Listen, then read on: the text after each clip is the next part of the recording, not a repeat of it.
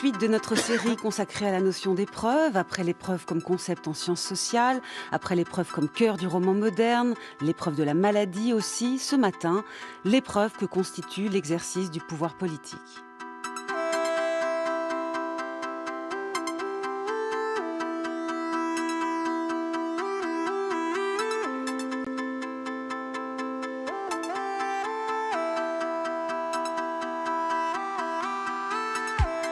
Et toute l'équipe d'Avec Philosophie est très honorée que Lionel Jospin ait accepté son invitation. Bonjour Lionel Jospin. Bonjour. Homme de gauche, vous avez été Premier ministre en France de 1997 à 2002. Il vous est arrivé déjà de proposer des réflexions sur votre itinéraire politique, notamment dans Lionel raconte Jospin, paru au Seuil en 2010, et aussi des analyses sur la situation politique et sociale française d'aujourd'hui, dans Un temps troublé, toujours au Seuil, en 2020. Ce matin, vous allez nous aider à penser les différentes sortes d'épreuves qu'induit l'exercice du pouvoir au plus haut niveau, en dialogue avec deux philosophes que je remercie eux aussi d'avoir accepté cet exercice un peu singulier. Bonjour Anne Merker. Bonjour. Vous êtes professeur à l'Université de Strasbourg, spécialiste de philosophie grecque ancienne. Nous aurons sûrement quelques échanges ce matin à propos de la vision grecque de la politique, de la gloire, de la responsabilité, des difficultés et du charme de la démocratie. Et bonjour Patrick Savidan. Bonjour. Vous êtes professeur à l'Université Paris II, Panthéon-Assas, spécialiste de philosophie politique contemporaine. La question de la justice et le problème des inégalités sont au centre de vos travaux. D'ailleurs, vous êtes aussi cofondateur et président du Conseil scientifique de l'Observatoire des inégalités. Autant de centres d'intérêt qui nourriront, à l'évidence, notre dialogue de ce matin avec Lionel Jospin. Il est 20h, estimation BBA, résultat. Parti socialiste 274 sièges, Parti communiste 36, divers gauche 16, la majorité change de camp, les Verts ont 8 sièges, c'est la première fois que des écologistes rentrent à l'Assemblée nationale, 334 sièges à la gauche, RPR 122, 108 à l'UDF, divers droite 12, 242 à droite, le Front National, 1 siège. La majorité change donc de bord ce soir. La majorité est à nouveau à gauche avec 334 sièges. C'était une archive de France 2 du 1er juin 1997 annonçant la victoire de la gauche aux élections législatives, alors que le président de la République est depuis 1995 une figure de la droite, Jacques Chirac. Et voici la conséquence de cette victoire le lendemain.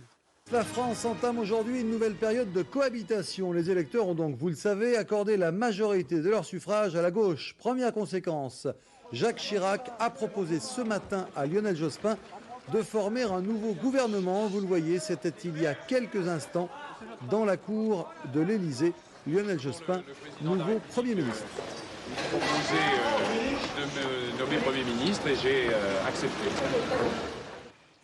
Est-ce que Lionel Jospin, vous qui allez gouverner pendant 5 ans, en rassemblant autour de vous le Parti socialiste, le Parti communiste, le Parti radical de gauche, le Mouvement des citoyens et les Verts, la gauche plurielle, est-ce que, quand vous acceptez cette fonction, vous la concevez comme une épreuve à venir? Je ne sais pas si ce sera une épreuve, mais je ne veux pas que ce soit une souffrance. Je ne vais pas à Matignon pour trouver l'enfer de Matignon.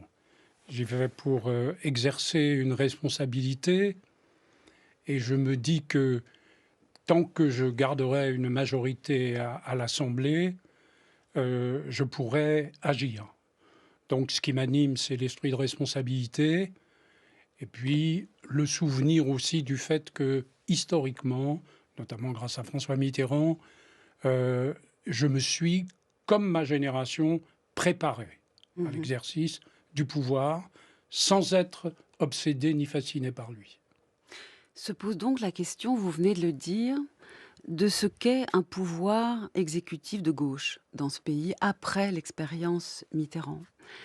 À propos du fameux tournant de 1983, où on peut dire qu'après, il était clair qu'on n'allait pas rompre avec le capitalisme, pour reprendre une expression de 1981, vous avez dit plus tard, dans votre ouvrage Lionel raconte Jospin, Il est vrai que nous ne pouvions pas rompre avec le capitalisme si rompre signifiait l'abolir.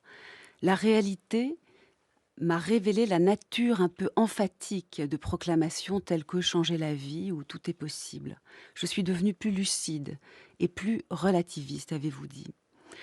Dans cette situation, cet état d'esprit, qu'est-ce qui, pour vous, était le défi majeur d'un homme de gauche qui, précisément, ne va pas abolir le capitalisme?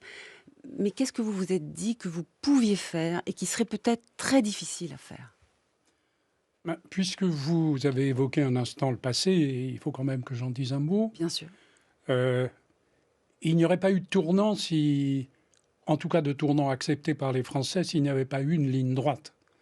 C'est-à-dire que dans les 2 premières années, nous allons, sous l'autorité de François Mitterrand, le gouvernement de Pierre Mauroy, le premier secrétaire que je suis, parti majoritaire, accompagnant le pouvoir, nous allons tenir les engagements qui étaient les nôtres. Pas seulement pour l'abolition de la peine de mort, que nous évoquions hier en accompagnant dans ces derniers moments Robert Badinter, mais aussi sur le terrain économique et social, les grandes nationalisations, les réformes de structure, des apports faits aussi aux gens les moins favorisés dans le pays. Et donc, si nous n'avions pas tourné en même temps, c'est-à-dire opéré un tournant réaliste, et on viendra peut-être sur le thème de l'épreuve de la réalité, Oui. ou être à l'épreuve du feu et voir si son pouvoir tient à l'épreuve du feu, nous n'aurions sûrement pas terminé en bon ordre la première législature, et François Mitterrand n'aurait sûrement pas non plus été réélu président de la République. Donc nous ne nous sommes pas mentis, nous n'avons pas menti aux Français, il a fallu tourner. Et au bout du compte, quand il s'agit de choisir entre Jacques Chirac, le Premier ministre qui était devenu de cohabitation, et François Mitterrand, les Français ont choisi François Mitterrand, parce qu'il y avait eu les deux, la ligne droite et peut-être aussi le tournant. Donc vous êtes l'héritier. Pour ce qui me... Oui, avec d'autres, je suis l'héritier de cette histoire, puisque je l'ai vécue. Pour ce qui me concerne, avec le gouvernement qui était le mien, je ne voulais justement pas qu'il y ait de tournant.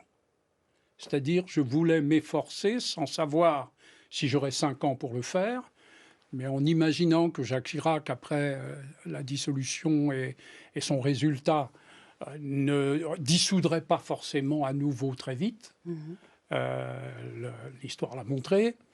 Je pensais que dans les 5 ans où peut-être que nous aurions, si la législature durait 5 ans, eh bien, il faudrait que nous soyons capables, en équilibrant la dimension économique, la recherche des grands équilibres, la prévision des critères dits de Maastricht pour nous qualifier à l'euro, parce que c'était quand même devant nous, et la nécessité de mener en même temps une politique sociale qui faisait que Martine Aubry était la numéro 2 du gouvernement alors qu'elle était chargée des questions sociales et qu'elle allait porter notamment les 35 heures.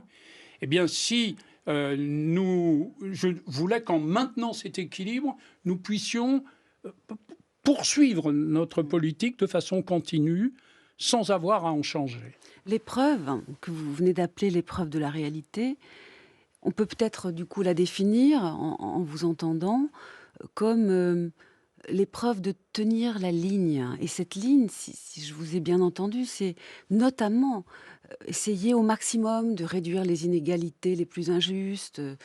C'est finalement ça qui reste quand on ne veut pas changer tout le système de production capitaliste. Réduire les inégalités liées à la naissance, aux privilèges qui existent encore, les inégalités des chances. Est-ce que tenir ce cap, qui est une épreuve, n'induisait pas une autre épreuve, qui est celle des moyens? Est-ce que vous vous êtes posé très tôt la question: aurais-je les moyens du cap que j'ai défini? Alors, les moyens, si la conjoncture nous était favorable, ou elle s'était d'ailleurs plutôt retournée, parce que c'était la prévision d'une conjoncture économique extrêmement défavorable qui avait été un des éléments de la dissolution décidée par Jacques Chirac. Et la conjoncture s'est renversée. Mais nous l'avons aidé, parce que notre politique économique a fait que nous avons eu une croissance forte et équilibrée pendant la période. Donc, les moyens économiques, oui, et sociaux, les moyens politiques, si la majorité restait ensemble. Ce qui montre une troisième épreuve, là, peut-être, si vous me Mais permettez. elle est restée ensemble, on y reviendra sans doute. Je Oui. vous laisserai conduire Oui. cet échange entre nous trois, mais nous quatre, bien sûr. Mais cette politique, nous l'avons conduite de façon effectivement régulière, et la majorité a été libre de ses décisions. Oui. Associée, mais libre. En 5 ans, je n'ai jamais utilisé le 49.3, par exemple, pour forcer le destin. Alors, par rapport à la question des inégalités, et c'est la seule allusion que je ferai à l'actualité, parce que je ne suis pas venu ici pour faire une émission politique d'opposants, même si je ne suis pas un supporter du pouvoir actuel.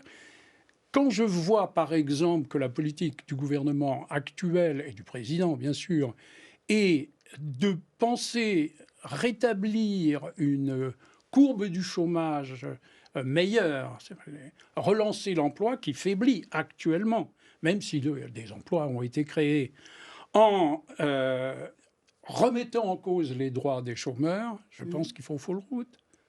C'est avec une politique économique et sociale adaptée et équilibrée où chacun peut trouver sa part, le salariat à sa façon, autant que les privilégiés du capital, si vous voulez. Je pense que c'est ainsi qu'on peut faire reculer le chômage, et non pas en rognant sur les droits déjà de ceux qui en ont le moins. Donc c'est cette politique que nous avons essayé de mener, et la croissance, les 35 heures, les emplois jeunes, mais aussi un effort de restructuration industrielle intelligente, par exemple pour sauver Airbus en faisant ADS, par exemple pour sauver Air France en faisant une alliance avec une compagnie américaine outre-Atlantique parce que c'était nécessaire pour les flux. Ben, c'est ainsi qu'on a pu effectivement avancer. Dernière question avant de passer la parole à nos philosophes en studio. Pensez-vous plutôt que l'épreuve de la réalité pour un chef, c'est comme ça que ça s'appelle après tout, les chefs de l'exécutif, est plus difficile aujourd'hui qu'elle ne l'était à votre époque? Ou est-ce que vous pensez que non, que c'est une mauvaise manière de réfléchir, que le sujet, c'est la force de la volonté politique? Oui, mais il faut que la volonté politique repose sur une expérience. Nous avons bénéficié d'une triple expérience.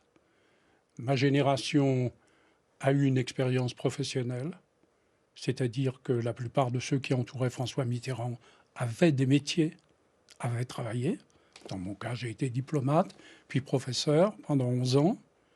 Nous ne sommes pas formés dans les cabinets ministériels, ni comme attachés parlementaires. Nous exercions un métier, donc nous connaissions la société.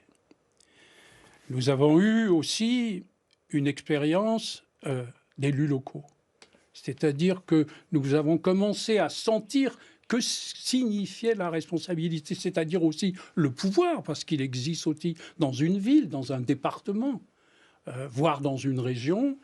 Ma génération a fait cet exercice démocratique de l'expérience du pouvoir local. Ça nous a donc considérablement aidés.